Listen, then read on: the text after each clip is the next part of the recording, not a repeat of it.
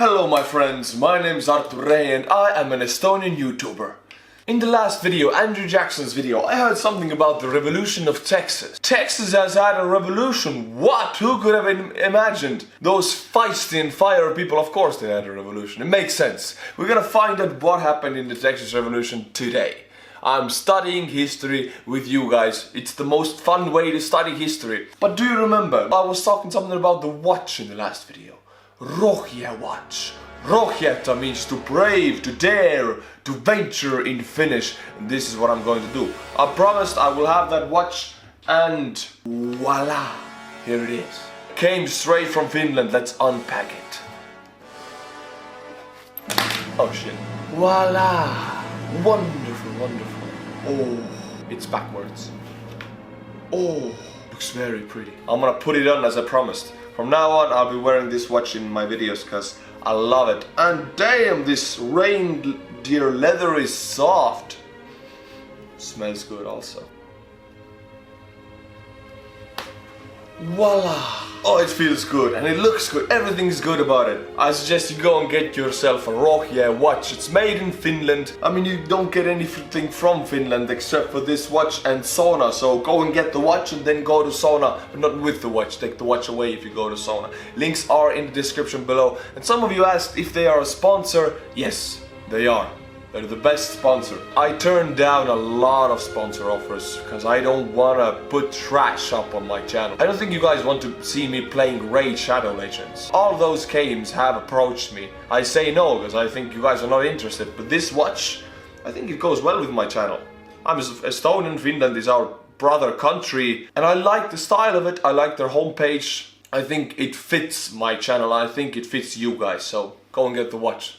If you get the watch, you also get a personalized note. In the middle of the video, we will carry on with the Estonian Youtuber Cup competition and some really big numbers coming up. We have a new lead, I'm not gonna tell you who. Welcome to Feature History, featuring the Texas Revolution, a time back when the US liked illegal border crossing. Edgy humor aside, that time was back in the early 19th century. The area today known as Texas was a part of Mexico. The US had... Look how big Mexico is! Damn, Mexico was twice the size than US. Nowadays it's the opposite, right? How did all this area become US property? What happened, Mexico? You were so big, now you're so tiny. Had yet adopted manifest destiny, and the frontier was very much alive. Today things are different. No shit, but this video is going to delve into how much change the Texas Revolution made, just how revolutionary it was. But I won't spoil you and start our story there. We're starting with European colonization. Roll the slide. Europe first began colonizing the continent of America in the 15th century. Unless you count the Norse, but I'm not going to. I mean, yeah, everybody knows the Vikings came there before, but no one is counting them because they didn't really have much impact. They just visited a few places in Canada and stuff, but they didn't have much impact, right? Colonization would not be a walk in the park. The British, French, and Spanish all found themselves struggling against the natives, the elements, and each other in their attempts to colonize the New World. Deep within this New World was Texas. Spain and France would both claim the region, but the French would be the first to settle it in the 17th century. But then everyone died, so the fertile plains of Texas were untapped. Everybody died, yeah, just like that. It makes sense actually. Back then anything can kill you, like diseases, weather, elements, wild animals, natives. Then everybody died. I guess something like that happened. Some bear attacked, like in the reverend bears attacked people. Or just a disease. I think it was a disease. Spain would follow up the French attempt and through much struggle, and even more stubbornness, saw limited success by the 18th century. Settled, yes, but it was the least populated area of New Spain with between only a few hundred to a few thousand settlers. After the 7 Years' War, France would relinquish its claim to Texas and French Louisiana to Spain. But then in 1799, Spain gave Louisiana back, and then in 1803, the United States bought it. Now was... Okay, so US bought Louisiana, yeah. A few videos ago I didn't know how Louisiana got to be under US jurisdiction. Now I know, they bought it. They didn't expand on it, they didn't occupy it, they bought it. Money. US has a lot of money. Texas included in these deals? Maybe not. There was disagreement as to actually how far these borders went, and so a line had to be drawn. With the US's purchase of Louisiana, the young nation I mean, Louisiana is huge, look how big this territory is. It's half of the Midwest, ain't it? It's really big. Nowadays, it's not, the state of Louisiana is not that big nowadays, right? Like, this is a huge territory and they just bought it. They bought half of the America's Midwest, just like that, boom. How much did they pay for it? How much is it in nowadays money? I bet it's quite cheap compared to nowadays. If you would try to buy this land nowadays, it's impossible to buy it, it's too big. Doubled in size, the Republic now shared an extensive land border with the British and Spanish empires. Relations with them weren't great. The US's kick-started expansion and growing population led to the idea of manifest destiny, well, manifesting. Early proponents of the idea envisioned a continent united under their republic, a republic that stretched from sea to... Wait, you kidding me? Like, this manifest destiny is a real thing. I thought it's like a joke. Like him making puns or something, but it's real. People really thought back then that it was their destiny to unite the continent under one power. I mean, okay, it sounds really cool. It doesn't sound violent or anything, but usually destinies like that tend to kill a lot of people and displace entire populations. For example, it was the Third Reich's manifest destiny to last for 1,000 years and clarify the earth and Aryanize it. So this American manifest destiny sounds a bit like the same. Sorry for making the comparison.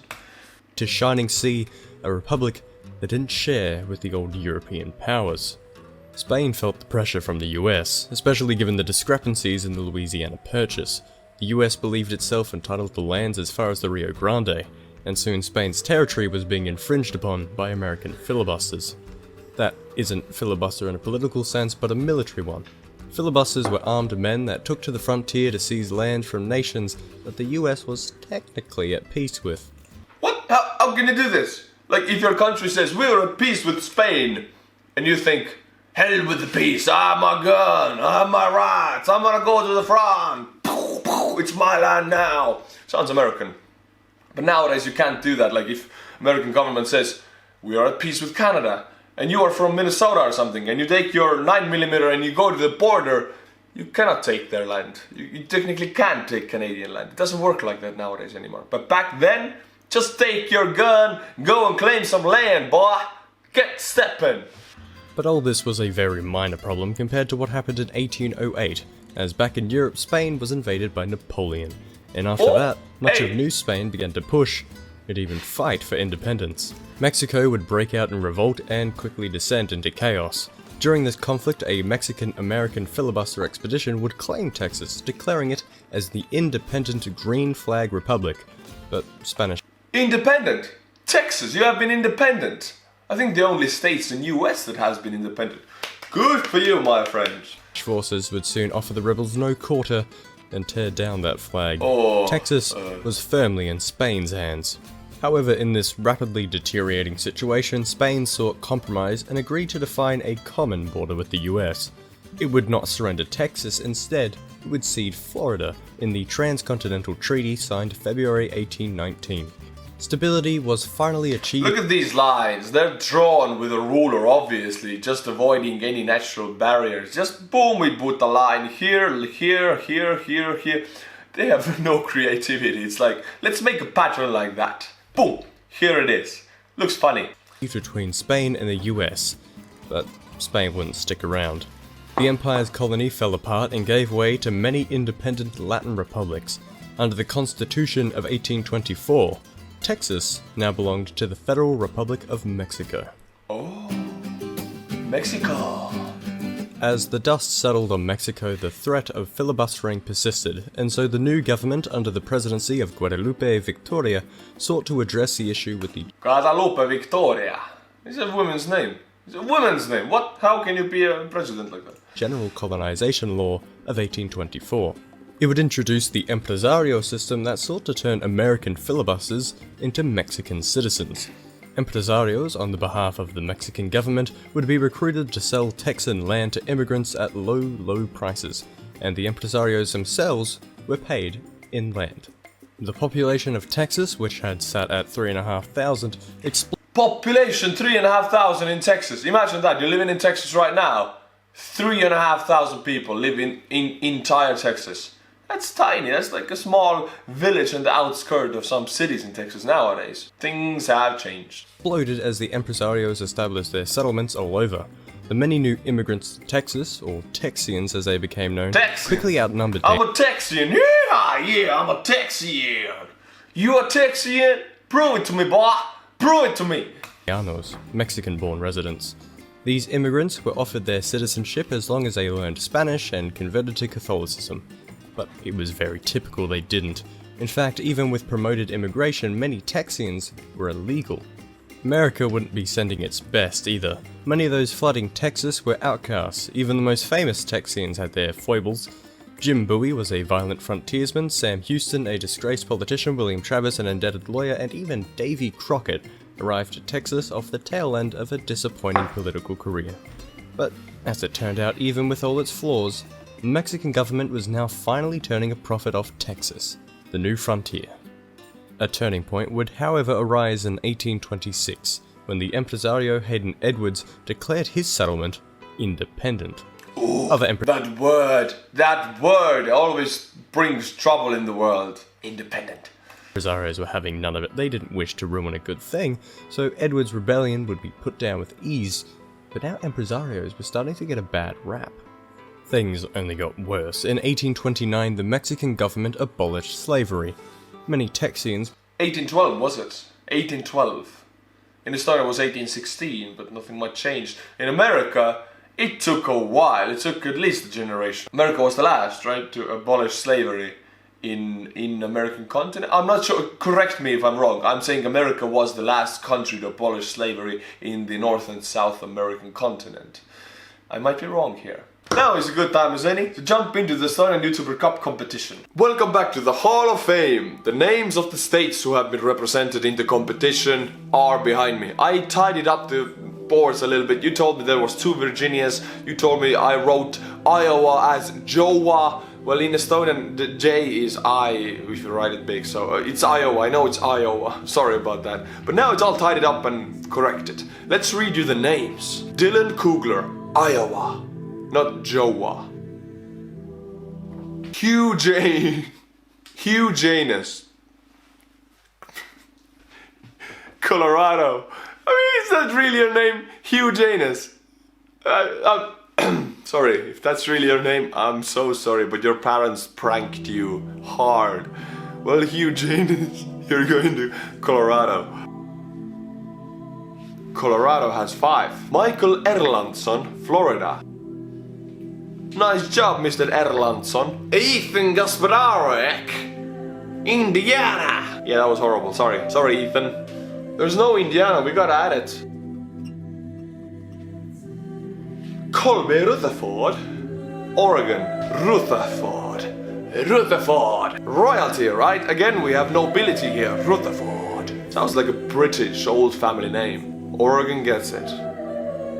Jamie Curtis, Washington. Oh, Washington gets another one. That means North Dakota is not in the lead, but shares the 1st and 2nd place with Washington. Whoa, that's tense. So much tension. I'm gonna explode. Who is going to win? 1st of June is the deadline, by the way.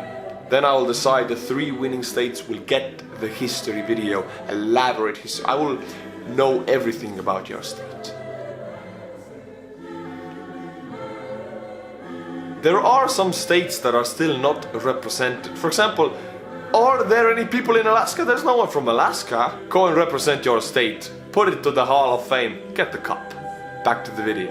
It might be tied right now between Washington and North Dakota, but what happens in the next video? I assure you the tie will break. And which way it tilts, it's up to you. You wanna save North Dakota, you wanna save Washington, it's up to you. Go and get the cup. Were slave owners and bordered on revolt until the Mexican government allowed them some exceptions. So clearly, Texas was trouble. And so the US twice offered to take it off Mexico's hands, to which President Victoria declined. Twice. Victoria offers to take it off Mexico's hands. Hello, Mexico. can we offer to take this troublesome, big, huge patch of land off of you? We will help you by taking your land. It's our land now, get off my property. Actually, I can imagine more America being like a gangster going to a store to protect the store. Like, you got a fancy state Texas here. Be ashamed if you know, a revolt happening it. We might help you, take it off your hands. You wanna deal, huh? That's as good as a Brooklyn I can do. I just can't do anymore. But I can imagine it would be like a blackmail or something. I'm sure it wasn't like that, but it sounds like blackmail. Just, we're gonna take it off your hands, right? You must agree. Rohje ended his term in March 1829, and after him Mexico suffered a myriad of coups and rebellions, usually as a result of conflict between those desiring a strong centralized Mexico or a federal republic similar to that of the US. During this time of flux, it was decided within the government Texians had to be stopped. The laws of April 6, 1830 were introduced, banning any further American immigration and raising import tariffs. Texas was pissed. But jumping back for a moment, the aforementioned flux of power would finally settle in 1833, when the soldier and politician Antonio Lopez de Santa Anna was elected president.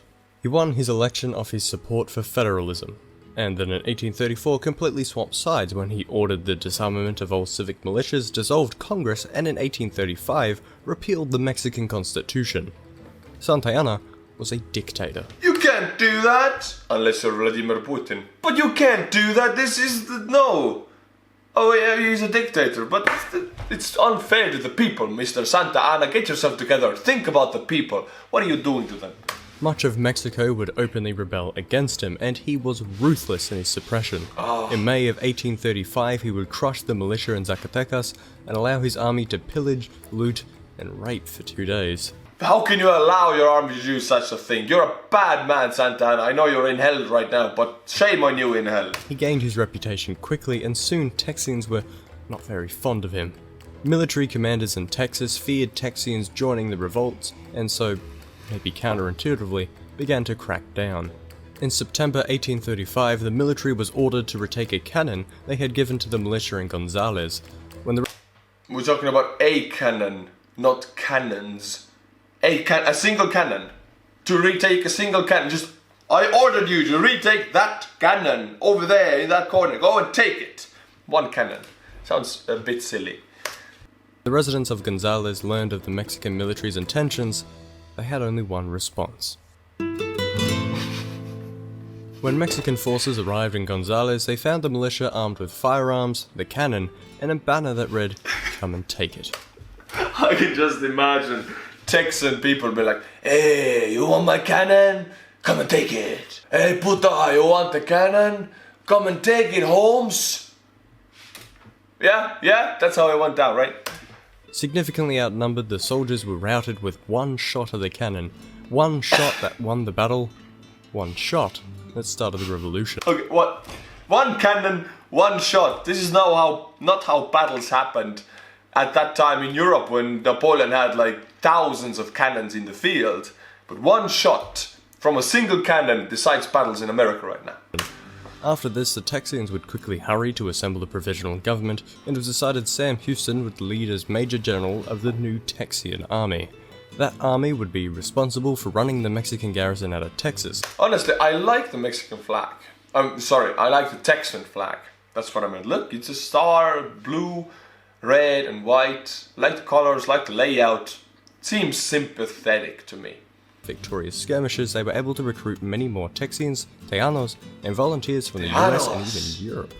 In its lifetime, the army would amass almost 4,000 troops. Nice. Even with that, 4,000 Texan people with guns and ponchos and hats and more guns and their property to get off of. Imagine 4,000 Texans yelling, "Get off my property! Go back to your own country!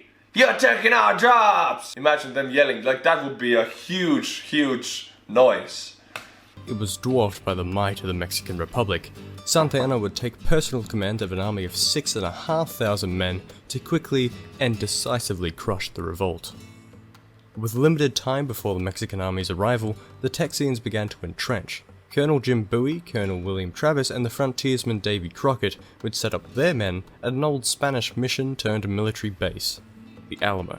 Oh, Major the Alamo. General Houston was well aware the Alamo. I've seen the movie when the guy plays the violin on the Alamo and they do the last stand and everybody dies, but the violin piece is really beautiful. I know that part.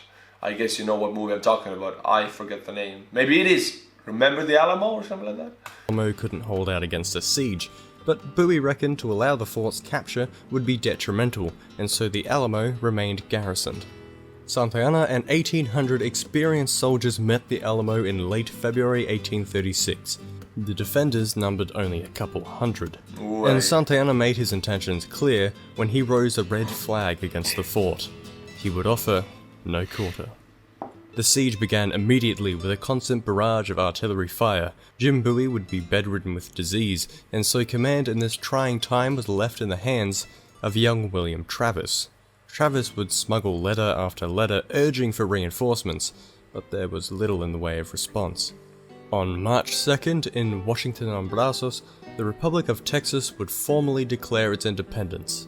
But on March 6th, back at the Alamo, the walls would be stormed.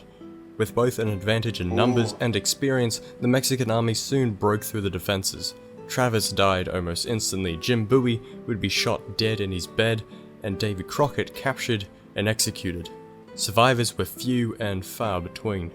The Alamo was a slaughter. Santa Anna had learned this way of war back when he was a lieutenant fighting the Green Flag Republic, and he believed it would work again. You learn this way of war, so pissed. It's a horrible way of doing things. It's like a Mongol tactics. We don't like them. I want to take the land. I'm gonna kill everybody. So I have a land emptied with people who, like, what is the point of that? You just have land, you don't have people on it. Land is worth only when it has farmers and people living on it. If you kill everybody, there will be hatred against you. You cannot govern that land peacefully. You cannot make profit out of it. You gotta take the land smartly, not killing many people, not doing much violence. You gotta actually earn the respect of the people. Then they will pay enough taxes for you to be rich. Ching ching! I hate violence. Violence is stupid, and the most stupid thing men can do is violence, and that's all they do, so men are stupid. It would crush Texas. Santa Anna's terror continued. In the very same month, 425 prisoners were rounded up after the Battle of Gilead and massacred, piled up, and burned. Santa Anna, you are a bad man. You are in hell and you belong in hell. Who does that? Why? You have 425 prisoners. Out of everything you can do with them, even make them work, or just keep them as prisoners, but just kill them. What's the point of killing them? Their loved ones will want to revenge for 3 generations to come, and pushing down that revengeful wish takes a lot of money and manpower. So killing people like that it's the most expensive way to take over anything at all, is killing somebody, because their loved ones, then you have to kill the entire population, because people know these men and they want to revenge really bad. And you have to fight them and their friends and their families and just everybody then. It's stupid. People who think like that, they're kind of stupid. Or am I the only one who thinks that you can't actually have a long-term positive effect by violence? The world is stupid. Santa Anna believed this way of war would crush the Texian spirit, but instead the now Commander-in-Chief, Sam Houston, used these losses to uplift it. With the cry of "Remember the Alamo, remember Gilead," he managed to amass many men to join the cause of the revolution, even as it seemed to be in its death throes. Mexican forces continued to move further and further into Texas as the population fled from it. It was very much a time of retreat for the Texians, and so the Mexicans became accustomed to little resistance. On the 21st of April, that Mexican army was suddenly ambushed. Sam Houston surprised Santa Anna's forces with roughly 900 men of his own, and in a battle that lasted only 18 minutes, he was able to rout the Mexican forces. That rout turned into a full-blown retreat. Many Mexican soldiers would attempt to surrender to the Texians to no avail. Repeating the battle cry, "Remember the Alamo, remember Gilead," the Texians took to murder. 650 Mexicans died compared to only 11 Texians. What? 11 versus 650, that's indeed a murder. But it's really effective. I mean, it was really they surprised them. It was really effective in battlefield, but still, you see how what goes around comes around. Santa Anna did violence, now violence came back to him. Santa Anna himself was found hiding in the marsh and was captured by the Texian army. And as much as they wanted to execute him, it was far more advantageous to have the President of the Mexican Republic as their prisoner. The remainder of the Mexican forces dared not to move on the Texians while they held Santa Anna, and so the President entered negotiations. For 3 weeks he was held and made to sign off the treaties of VELASCO on May 14, 1836. The Mexican army would withdraw south of the Rio Grande and respect the border, but keep in mind, not actually recognize it. After signing this, Santa Anna would safely sail off back to Mexico City. What? This ruthless rapist dictator sails back to the Mexico City just to attack again, I'm quite sure. Men like this don't change. Men like this don't change. With one decisive victory, the Texian army had achieved the unlikely. They had won their independence. But what was even more unlikely was them being able to keep it. Before the end of the war, the provisional government had convened and drawn up a constitution for their nation. One that almost copy and pasted the US Constitution, just with more revolt and slavery sprinkled in. It was clear— Wait, so if they're independent now, how come they are a part of US now? Like, they're supposed to be independent. that the leaders of the Republic wished to join the Union. Oh. However, annexation isn't just said and done. Mexico didn't recognize Texas as independent, and much of the US was torn on whether to actually annex the country. So Texas, the Lone Star Republic, existed in limbo for almost a decade. Sam Houston served as president for the Republic until in 1845, the United States would officially annex the 28th state of Texas. Of course, Mexico didn't like— Annex. What is annex? Annex means to occupy, right? Not to just, hey, we welcome you to our state's family. It's more like, get the guns, we're gonna go and take Texas, right? like that, but that's a story for another time. As it stood, American expansion had just begun. Okay, so this is Texas Revolution, but there's a Mexican-American war. I want to see that so bad. I want to see that, yeah. The seeds of the Union's problems had been planted, and an era of US dominance just beginning. So interesting. This is the way people should be learning history. Otherwise, history might be quite dull and dry and boring, but this is really interesting. I love learning like that, and I love learning with you, because you watch me learning and you learn something new, I learn something new. It's good for everybody. My friends, if you want to support the channel, please become a patron. I will read you the patrons who have supported. They are on a very high place in my eyes because they directly make it possible for me to make these videos. I don't have to get a daily job because there are patrons who make sure that I can keep making these videos without thinking about my finances. Thank you to these patrons, truly thank you. A page with the names: Matthew Longley, thank you. Newell, thank you. Michael Dacoon, thank you very much. Matt Sneery, thank you Matt. Artur de Souza, my name is Artur. Artur de Souza, Hispanic, right? Thank you. These people are very high up on my eyes. They have really helped me, and if you want to support the channel, be like them and become a patron. All the links are in the description, including this cool Finnish watch. And as always, my friends, until my next video, stay cool and bye bye.